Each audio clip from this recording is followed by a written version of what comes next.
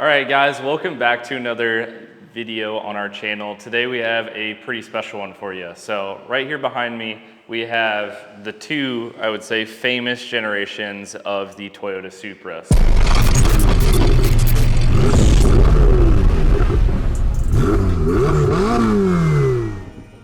We're going to be talking a little bit about the differences between the two cars, and obviously, like, a lot has changed. So we're just going to talk about looks right away.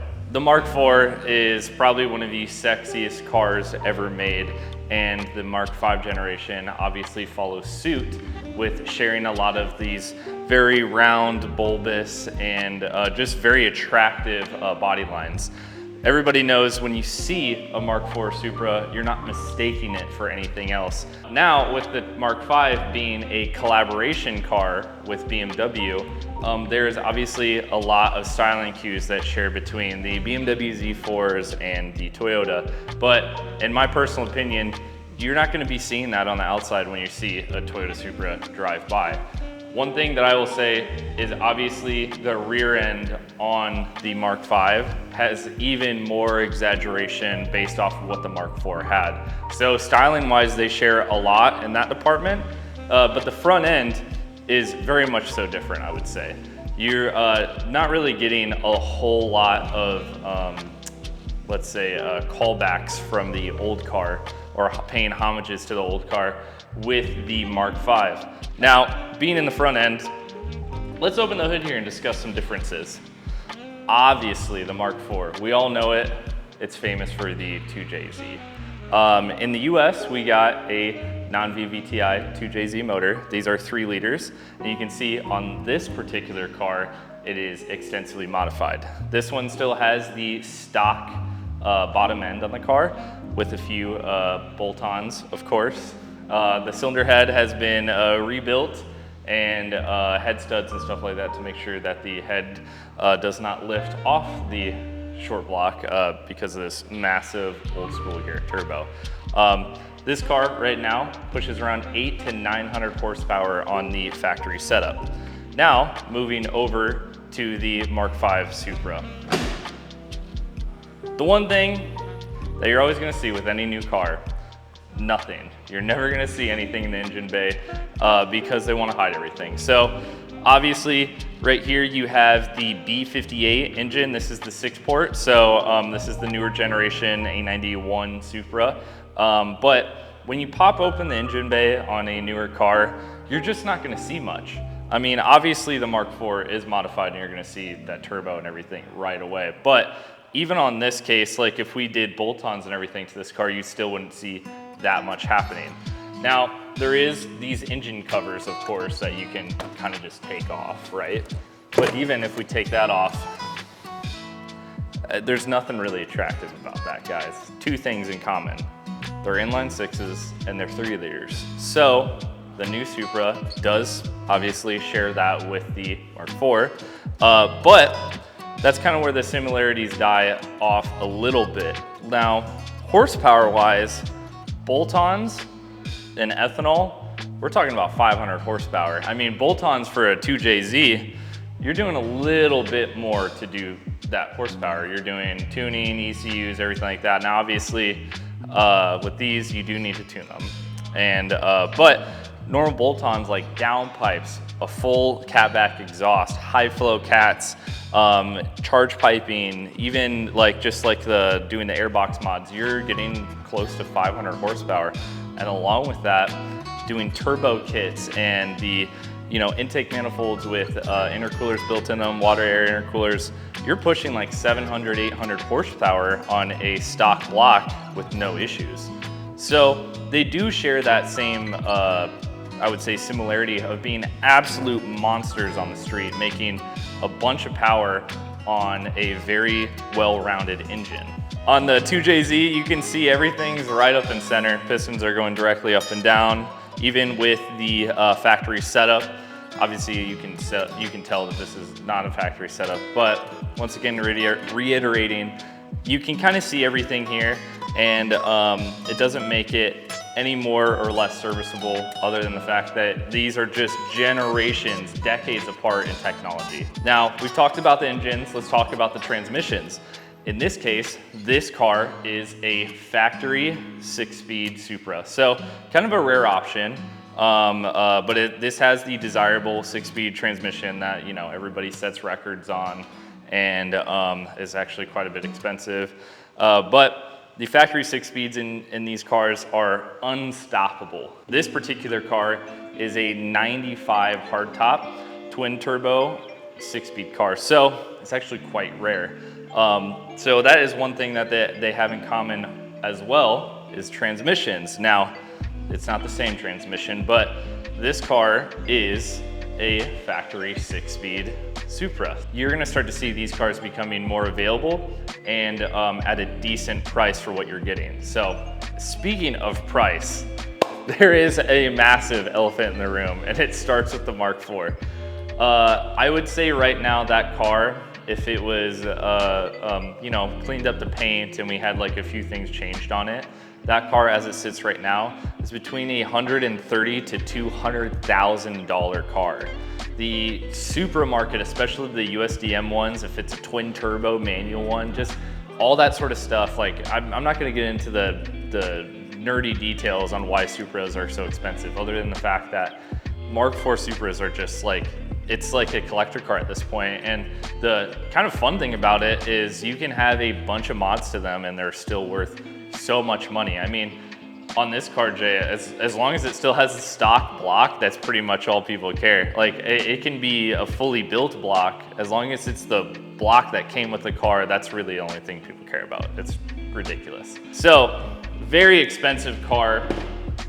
I mean, for good reason. It's a legendary car. It's one of the JDM legends. But speaking of price, the Mark V Supra, you can go to the dealership today and buy a car like this for $60,000 to $70,000. Now, obviously I just mentioned dealer markups, so that's gonna really depend on your region, the car's availability, and what people are paying for.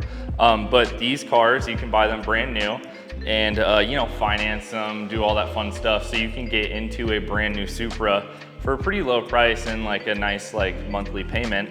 So that's why, I mean, that's why you can see so many demographics getting this car. Like there's people, the haves and the have-nots, like people that are getting like their first come up and like wanting to get a really nice car. They're looking for something like this because they know they can afford it. Like, and whereas a car like this, it's just not even practical to own. Like it takes a very specific buyer. So the brand new Supras obviously have a, they are newer, and since you can still buy them, obviously you're gonna have a little bit more accessibility. So price-wise, this is basically double the cost.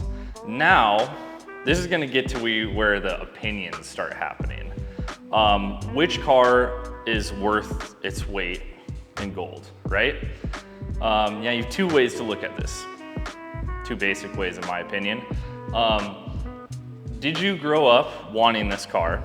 Watching, you know, Paul Walker build the orange one, or like watching YouTube in its early days, seeing 1,000 horsepower Supras absolutely mop up the highway and own it. And you know, like Texas 2K, the drag racing and roll racing event that we all know and love, that was a Supra event before everything happened. Like they were the kings of the street, kings of the strip for a very long time. So there's a lot of heritage built into this car, more than just you know, pop culture and everything. Like these are known more for just their looks, they're known for their performance. Going to the new one, these cars carry that same, in my opinion, they carry that same mystique to them.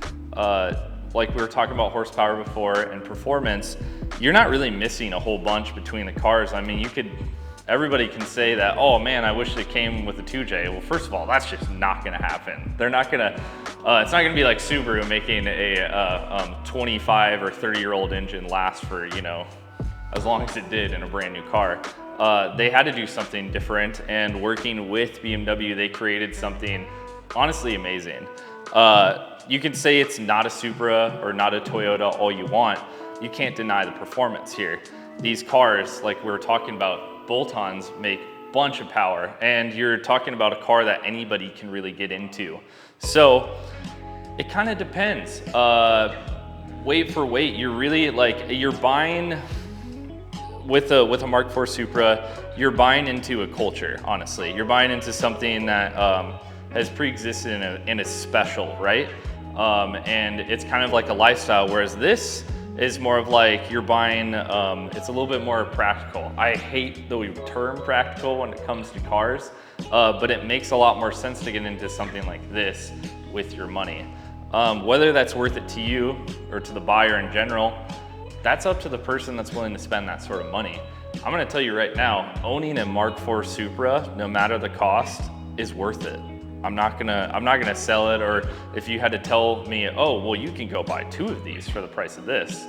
Sounds good. I would probably rather have 1 of these than 3 of them, you know? Like, I'm gonna want the car that I'm gonna drive the most. But you know, you're not necessarily getting anything amazing out of this other than the experience and the nostalgia of it. And that's the one thing that you'll never be able to put a price on, is the nostalgia that you're gonna get from stuff. I mean, even with people like when they're buying old clothes from their childhood or buying Nintendo 64s and like all that other stuff, they're getting that like almost dopamine or serotonin hit of like remembering what their childhood was like. And that's a lot of these cars. It's a special experience that happened a long time ago and is continuing to happen. This is relatively new, and I'm sure one day when they stop making these cars that we'll start to treat them the same way that these had, but this is where it all started.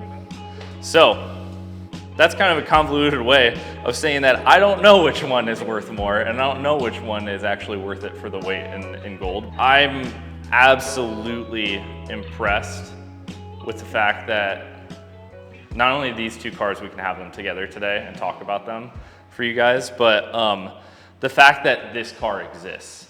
So, and I guess my closing statements, my closing thoughts, you can talk about or debate whichever car is better in your opinion. It's not gonna matter. The one thing that I feel like everybody can agree on, this car is special. And in the year 2023, where it's obvious that they want to take away all of our fun cars. They want to give us all appliances. They want everybody to, you know, not have this sort of stuff anymore.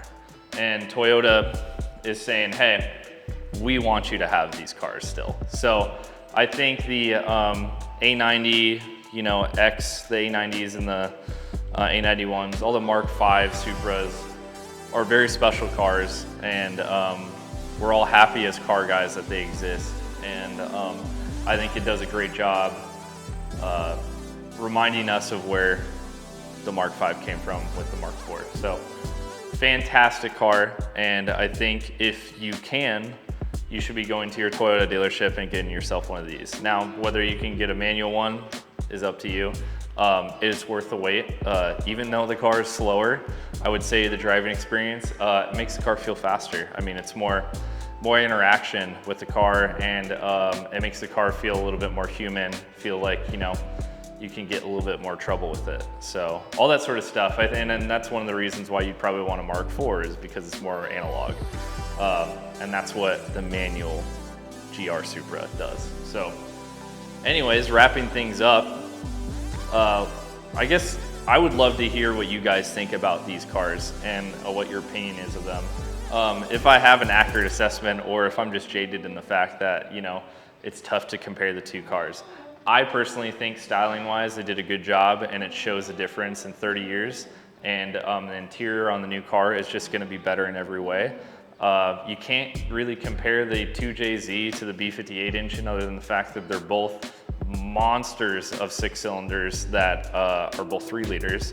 So I guess that's kind of nice. But I'll see you guys in the comments. And other than that, make sure you check out our website, offlineperformance.com. We should be having some new products coming out for the A90 Supras, and also check out some of our other stuff. We have BRZ parts, GR Corolla parts that are coming out, and a whole, you know, the whole shaboodle and everything that we do here at Off the Line. So make sure you guys check out the site, and then like, comment, and subscribe, and I'll see you guys in the next video. Peace out.